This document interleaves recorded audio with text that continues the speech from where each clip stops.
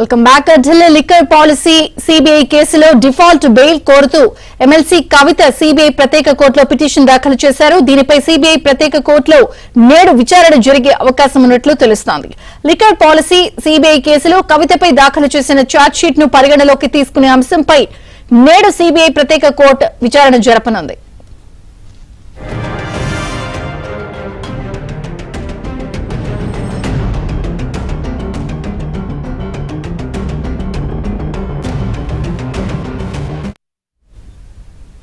మనం breaking news చూస్తున్నాం. Delhi liquor policy CBI కేసులో డిఫాల్ట్ బెయిల్ కోరుతూ ఎమ్మెల్సీ కవిత సిబిఐ ప్రత్యేక కోర్టులో పిటిషన్ దాఖలు చేశారు. దీనిపై సిబిఐ ప్రత్యేక కోర్టు విచారణ జరిగే అవకాశం ఉన్నట్టు తెలుస్తోంది. పూర్తి అప్డేట్స్ ఢిల్లీ నుంచి మా ప్రతినిధి సతీష్ అందిస్తారు. సతీష్. విజయ్ చంద్రిక, ఢిల్లీ లిక్కర్ కేసులో డిఫాల్ట్ బెయిల్ కు సంబంధించిన అంశంలో ఇప్పటికే కవిత ఒక పిటిషన్ దాఖలు చేసింది రౌజెన్యూ కోర్టులో. పిటిషన్ పైన మధ్యాహ్నం 2 గంటలకు విచారణ వచ్చే అవకాశాలు కూడా చాలా స్పష్టంగా కనిపిస్తున్నాయి. అయితే ఢిల్లీ లిక్కర్ సిబిఐ కేసులో తాజాగా ఈరోజు రౌజెన్యూ కోర్టులో ఒక విచారణ కూడా కొనసాగుతుంది. ప్రధానంగా సిబిఐ కేసు ఇప్పటికే సిబిఐ ఒక ఛార్జ్షీట్ దాఖలు చేసింది. కవిత పాత్రపై స్పష్టంగా కవిత పాత్ర ఏంటి, ఆమె ఏ విధంగా ఈ సౌత్ గ్రూప్కి నాయకత్వం వహించిందన్న అంశంలో కూడా ఒక ఛార్జ్షీట్ దాఖలు చేసిన నేపథ్యంలో ఛార్జ్షీట్ను మధ్యాహ్నం 2 గంటలకు విచారణ ఉండబోతుంది.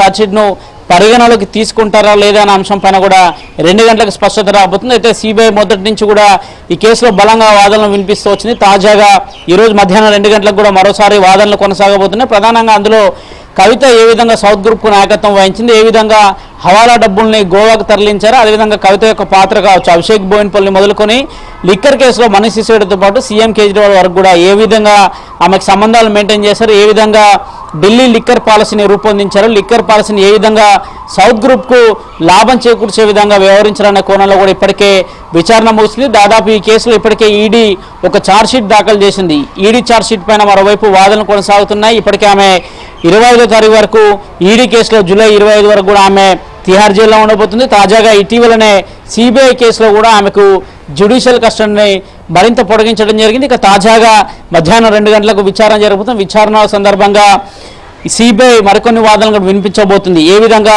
కవిత పాత్ర స్పష్టంగా ఉందన్న అంశాన్ని కూడా కోర్టు ముందు మరోసారి చెప్పబోతున్నారు. అయితే సిబిఐ దాఖలు చేసిన ఛార్జ్షీట్ని ఈరోజు పరిగణలోకి తీసుకుంటే తదుపరి విచారణ కూడా ఉండబోతుంది.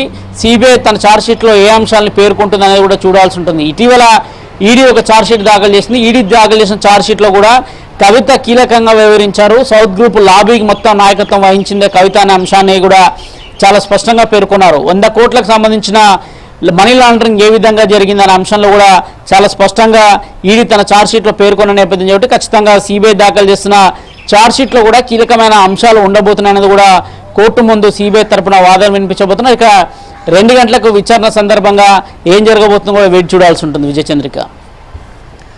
Thank you Satish.